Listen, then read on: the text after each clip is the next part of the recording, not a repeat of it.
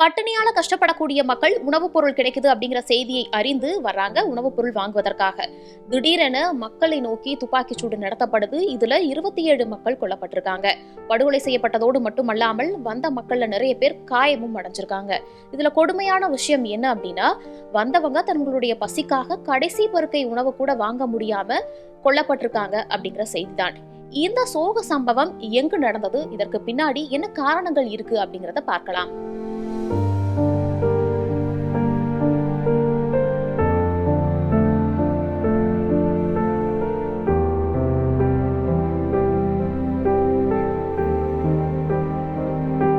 அன்றாடம் நடக்கக்கூடிய சர்வதேச செய்திகளை பார்த்து வந்துட்டு இருக்கோம். அந்த வகையில இன்னைக்கு நம்ம பார்க்க போற விஷயம் என்னன்னா, காசாவில் இருக்கக்கூடிய உணவுப் பொருள் விநியோகம் செய்யும் மையத்தை நோக்கி பாலஸ்தீன மக்கள் வந்துட்டு இருந்திருக்காங்க. வந்தவர்கள்ல 27 பேர் மீது நடத்திய துப்பாக்கி சூட்டுல அதுல அவங்க மரணமும் அடைஞ்சிருக்காங்க. இந்த துப்பாக்கி சூட்டை நடத்தியது யாருன்னு பார்க்கும்போது இஸ்ரேல் ராணுவத்தினர் தான். உணவுப் பொருள் விநியோகம் செய்ய வந்தவங்க மேல துப்பாக்கி சூடு நடத்துறது இது முதல் முறை கிடையாதுன்னு காசா தரப்புல இருந்தும் சொல்லப்பட்டிருக்கு. அதாவது கடந்த 3 நாட்கள்ல மட்டும் 3வது முறையாக உணவுப் பொருள் வாங்க வந்தவங்க நிவாரணப் பொருள் வாங்க வந்தவங்களை நோக்கி இஸ்ரேல் ராணுவத்தினர் துப்பாக்கி சூடு நடத்தி வந்துட்டு இருக்கிறதாகவும் இதனால உயிரிழப்புகள் ஏற்படுறதாகவும் குற்றம் சாட்டியிருக்காங்க. இஸ்ரேல் ராணுவத்தினர் தரப்பு இதற்கு என்ன பதில் சொல்லியிருக்காங்கன்னா, நாங்க எங்களுடைய தற்காப்புக்காக மட்டும்தான் இந்த துப்பாக்கி சூடை நடத்தணும். நிவாரணம் வாங்க வரவங்களையோ இல்லனா பொதுமக்களையோ நோக்கி எங்க துப்பாக்கி சூடு நடத்தணுங்கிறது எங்க எண்ணம் கிடையாது. எங்களுக்கு அச்சுறுத்தக்கூடிய வகையில எங்களை நோக்கி வந்தவர்கள் மீதுதான் இது நடத்தப்பட்டிருக்கு. அது மட்டும் இல்லாம நிவாரணம் வாங்க வரணும்னா ஒரு குறிப்பிட்ட வழியை பயன்படுத்தணும் நாங்க ஏற்கனவே அறிவிச்சிருந்தோம். அந்த வழியையும் தாண்டி எங்களை நோக்கி எங்களுக்கு அச்சுறுத்தல் ஏற்படக்கூடிய வகையில யாராவது வந்தாங்கன்னா அவர்களை நாங்க முதல்ல சுடல. எப்படி ஒரு எச்சரிக்கை கொடுத்தோம்னா, வானை நோக்கி சுட்டு துப்பாக்கி சூடு நாங்க ஃபர்ஸ்ட் நடத்தணும். அதையும் கேட்காம மறுபடியும் வர்றவங்க மேலதான் துப்பாக்கி சூடு நடத்தணும்னு இஸ்ரேல் ராணுவத்தினர் சொல்றாங்க.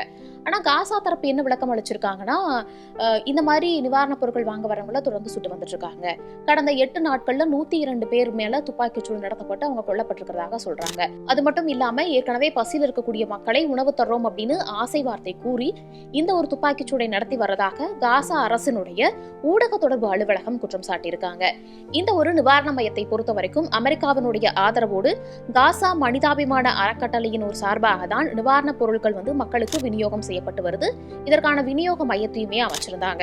ஏற்கனவே இரு தரப்புகளுக்கிடையே போர் நீண்ட நாட்களாக நடைபெற்று வருவதனால உயிரிழப்புகள் காயம் அப்படிங்கிறது ஏற்பட்டு வரதன் காரணமாக தற்காலிகமா இந்த போரை நிறுத்தலாம்ங்கிற பேச்சுவார்த்தை ஏற்பட்டுச்சு. ஆனா அந்த பேச்சுவார்த்தை சரியான முடிவுக்கு வராததால மீண்டும் தொடர்ந்து வந்துட்டு இருக்கு. அட்டாக் அப்படிங்கிறதும் வான்வழியாகவும் தரை வழியாகவும் தொடர்ந்து நடந்து வந்துட்டு இருக்கு. இதனால இடையில பாலஸ்தீன மக்களுக்கு கிடைக்கக்கூடிய உதவிகளை, நிவாரணப் பொருட்கள், அதாவது உணவுப் பொருட்களா இருக்கட்டும், மருத்துவ பொருட்களா இருக்கட்டும், அந்த உதவிகளை வெளியில இருந்து வந்துச்சு அப்படின்னா அதை இஸ்ரேல் தரப்பு தடுத்து நிறுத்தி இருந்தாங்க. இதற்கு அமெரிக்கா உட்பட இஸ்ரேலின் நட்பு நாடுகள் நிறையவே கண்டனமும் தெரிவிச்சிருந்தாங்க. ஐநா மனித உரிமை ஆணையம் இந்த செயல் தவறானது, மக்களுக்கு தேவையான உணவுப் பொருட்களை வழங்க அனுமதிக்கணும்னு சொல்லியிருந்தாங்க. இதனை அடுத்து இஸ்ரேல் தரப்பு ஒரு குறிப்பிட்ட அளவிலான நிவாரணப் பொருட்கள் உள்ளே வருவதற்கான அனுமதி மட்டும் கொடுத்திருந்தாங்க. அது இந்த வழியா தான் வரணும், மக்கள் இப்படி வந்துதான் வாங்கணும் அப்படிங்கிற மாதிரியான ரெஸ்ட்ரிக்ஷன்ஸையுமே விதிச்சிருந்தாங்க. இதனை தொடர்ந்து நிவாரணப் பொருட்கள் உள்ள வரவும் ஆரம்பிச்சிச்சு. நம்ம ஏற்கனவே பார்த்த மாதிரி அமெரிக்காவினுடைய ஆதரவுடன் காசா தரப்பு இருக்கக்கூடிய ஒரு மனிதாபிமான அமைப்பு இந்த நிவாரணப் பொருட்களினுடைய மையத்தை ஏற்படுத்தி உதவிகளையும் செஞ்சு வந்துட்டு இருந்தாங்க. இதற்கிடையில தான் உணவுப் பொருட்கள் வாங்க வந்தவர்கள் மீது இந்த துப்பாக்கி சூடு அப்படிங்கிறதும் நடத்தப்பட்டிருக்கு. துப்பாக்கி சூட்டை பொறுத்த வரைக்குமே உணவுப் பொருட்கள் வாங்க வந்தவங்க பசியோடு தான் வந்திருக்காங்க. அவங்களுடைய கடைசி பருக்கையை கூட வாங்க விடாமல் இஸ்ரேல் ராணுவத்தினர் துப்பாக்கி சூடை நடத்தி இருப்பதாக குற்றச்சாட்டுகளுமே எழுந்திருக்கு. ஏற்கனவே அந்த பகுதியில் இருக்கக்கூடிய மக்கள் தங்களுக்கு உணவுப் பொருட்களோ இல்லைன்னா மருத்துவ உதவிகளோ கிடைக்காம ரொம்பவே சிரமத்துக்கும் ஆளாகி இருக்காங்க. கடைகள் இருக்கக்கூடிய பொருட்களை பொறுத்த வரைக்குமே பற்றாக்குறையாக தான் செயல்பட்டு வரதாகவும் தகவல்களும் சொல்லப்பட்டு வந்துச்சு.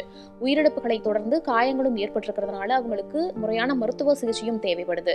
அது மட்டும் இல்லாம இந்த சம்பவம் குறித்து ஐநா மனித உரிமை ஆணையத்தினுடைய தலைவர் வருத்தங்களையும் தெரிவிச்சிருந்தாரு, கண்டனமும் தெரிவிச்சிருக்காரு. என்னன்னா, இந்த ஒரு தாக்குதலை பொறுத்த வரைக்குமே இது ஒரு கொடிய தாக்குதலாக பார்க்கப்படுது. ஒரு போர் தாக்குதலுக்கு சமமாக தான் இது பேசப்படுது.